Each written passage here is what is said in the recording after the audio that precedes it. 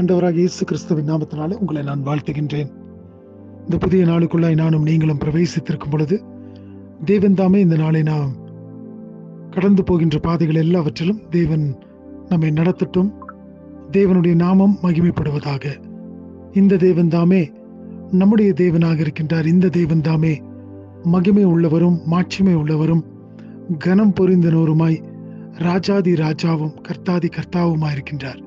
இப்படிப்பட்ட தேவனுடைய சமூகத்தில் தானே நானும் நீங்களும் இந்த காலை வேளையில கூடி வந்திருக்கின்றோம்.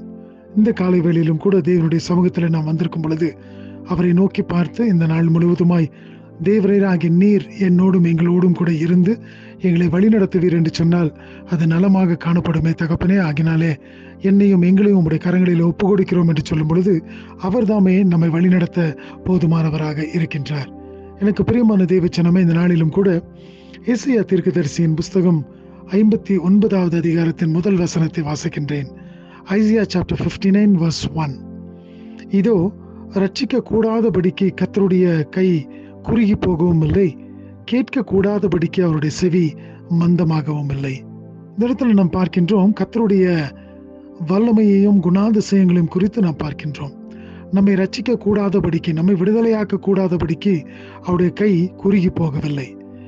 நேற்றும் இன்றும் என்றும் மாறாத தேவனுடைய கைதானே நம்மோடு கூட இருந்து நம்மை கரம் பிடித்து வழி நடத்தக்கூடியதாய் இருக்கின்றதா. இதனாலே நம்முடைய எல்லா காரியத்திலும் இருந்து நம்மை விடுதலையாக்கக்கூடியதாய், நம்மை ரட்சிக்கக்கூடியதாய் காணப்படுகிறது என்று சொல்லி நாம் பார்க்கின்றோம்.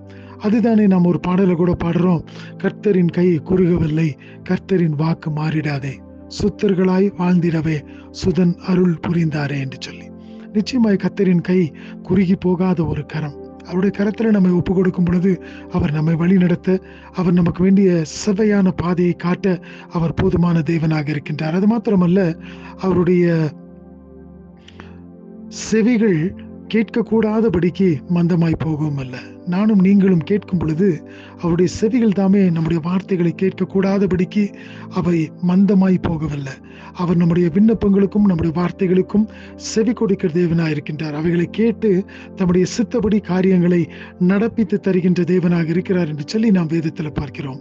அப்படி என்று சொன்னால் இந்த நாளிலும் கூட கர்த்தர் நம்முடைய காரியங்கள் எல்லாவற்றிலும் இருந்து நம்மை ரட்சித்து அவருடைய கரம் குறுகி போகவில்லை என்று சொல்லி நம்முடைய எல்லா காரியத்திலும் அவர் வெளிப்படுத்த அவர் போதுமான தேவனாக இருக்கின்றார். அது மாத்திரம் அல்லாதபடி அவர் தாமே நாம் கூப்பிடுகின்ற கூப்பிடுதலுக்கு செவி கொடுத்து அந்த கூப்பிடுதலை கேட்டு நமக்கு மறு உத்தரவு அருளி செய்கின்ற தேவனாய் இருக்கின்றார். இந்த தேவனுடைய கரத்தில் நம்மை நாம் ஒப்பு கொடுப்போம். அவர் தாமே இந்த நாள் முழுவதுமாய் நம்மை பாதுகாத்துக் கொள்ளட்டும்.